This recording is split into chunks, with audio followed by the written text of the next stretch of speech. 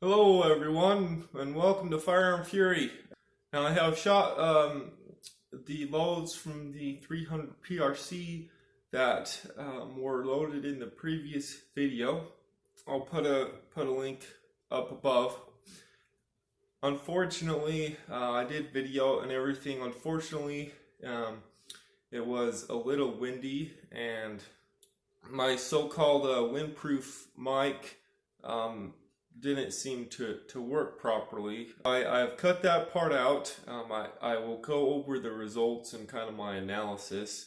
I don't know that you missed too much. I'll put the chronograph in there too, so you can see what that was doing.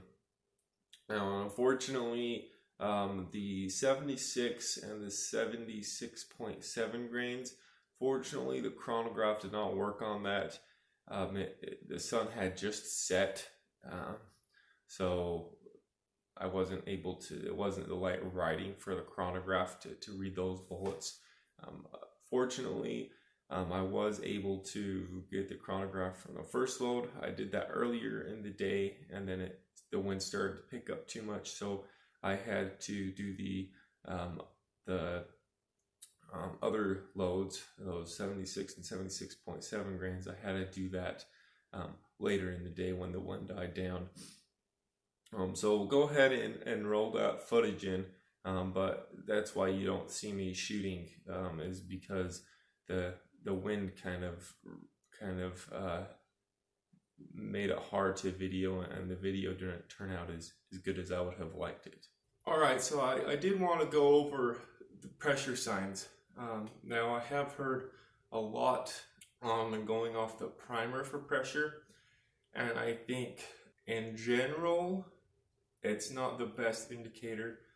I feel like primer will definitely tell you when it's way too over pressure. If you're getting a leak of gas out the primer pocket, you can see soot, excessive soot on the head stamp.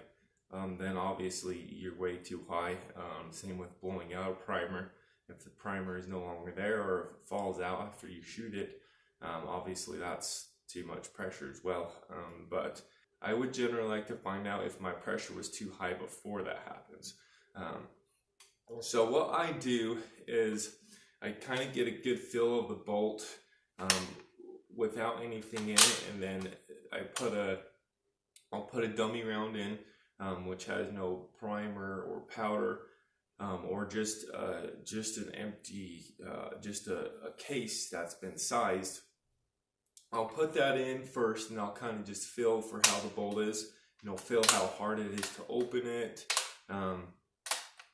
I'll kind of get that feel first, and then what I'll do is when I shoot, I just don't eject the shell and just pull out, look at the casing, make sure everything's look good. What I'll do is I'll really feel the bolt and feel how easy it is compared to that case that had not been fired. If it's really difficult to pull up, that's probably signs of pressure. Because what you're doing when you're pulling up that bolt, it starts to pull that brass out of the chamber just the tiniest bit. So I'll feel that if it's really hard, if you have to kind of yank on it and push it up, yeah, you're over pressure more than likely. And then I also like to feel when I pull it back, if there's any stickage. If there's a lot of stickage, then that probably means that it was difficult to raise the bolt in the first place. Okay, so I also wanted to go over the primer. I hope you can tell all right, but from my experience, it seems that some rifles just flatten primers, or flatten primers to an extent, no matter how heavy, how hot your load is. So if you just look at the primer and say you're just doing pressure off this primer, you're probably going to think, oh yeah, that's a fairly flat primer, just a little bit around still. You're probably getting close to that max, but you could probably still go a little bit further. Well, the case is this has actually been fired from the very starting load, And I mean, when I opened that bolt, it was just smooth, like it was a case that had been sized, not even fired. So I can tell you that this case is definitely not over pressure. We'll go around and just look at it so you can see.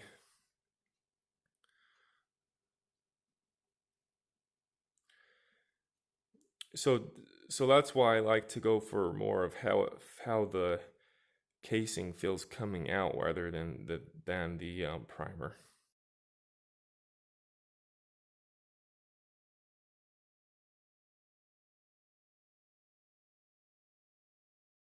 Okay, so here's my analysis. It's unfortunate that we did not get the velocity of those last two groups. It's not too concerning to me, since we did get the first one and all the pressure signs seemed about the same.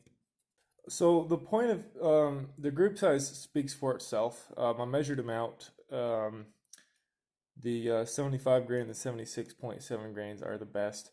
Um, that 76.0, I don't know if I pulled that one. All the shots felt pretty good. That is weird that there's that one flyer. But I think it tells me a good enough story of what's going on here. So it seems between the 75 and the 76 grains, the point of impact shifted down and to the right. Okay. And then for the in between the 76 and the 76.7, the shift was more dramatic and it was the same.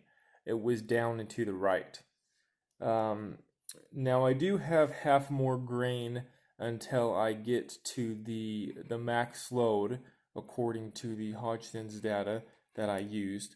And I didn't see any pressure signs going up to the 76.7. So I think what I'm going to do is I'm going to load that max grain powder charge weight. I'm going to see where that takes me and what kind of group I'm getting. Hopefully I am getting right around that same point of impact as the 76.7, and hopefully that group size is the same or maybe a little bit better even. So I will do that. I'm going to do the 77.2, and I'm going to see. I definitely want to get the velocity on this to make sure I'm not too far above or below the velocity stated in the Hodgins reloading data that I'm using. So I'm going to go ahead and do that, and hopefully we got a smaller group. Hopefully point impact is the same, and then that'll probably be what I do. But we'll go ahead and test it and see what we have. Well, everybody, thanks for watching the video. I hope that showing you these results will help you with your loads and determining what to do next or determining what loads to pick. Thanks for watching.